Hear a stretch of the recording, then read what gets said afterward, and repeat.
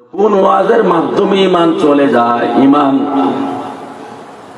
দুর্বল হয়ে যায়, ঈমান নাশ হয়ে যায়, সেটা আপনাকে হক্কানি সুন্নি আলেম ওলামা বিশ্বাস দ্বারা আপনাকে ফাইন্ড আউট করে রাখতে হবে। আর কোন ওয়াজের মাধ্যমে, কোন বয়ানের মাধ্যমে, কোন উরুসের মাধ্যমে, কোন মসজিদের মাধ্যমে, কোন মাদ্রাসার মাধ্যমে ঈমান তাজা হয় সেটা আপনাকে জানতে হবে। আবার কোনগুলার মাধ্যমে ঈমান চলে যায় সেটা আপনাকে জানতে হবে।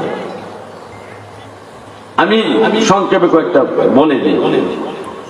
যে ওয়াজ নসিহত মসজিদ মাদ্রাসা সবগুলো একই, হারাম, টাকা দিয়ে সংগৃহীত হয়।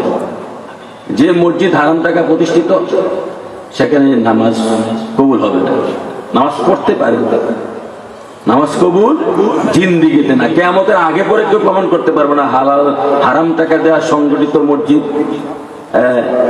নামাজ হবে, এটা কেউ কিয়ামতের আগে পরে কোন হাদিসে প্রমাণ করতে পারবে না।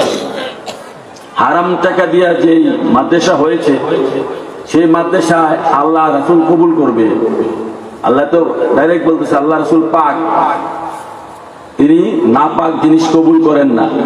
লা ইয়াকবিলুল্লাহু ইল্লা তাইয়্যিব, লা ইয়াকবিলুল্লাহু ইল্লা তাইয়্যিব।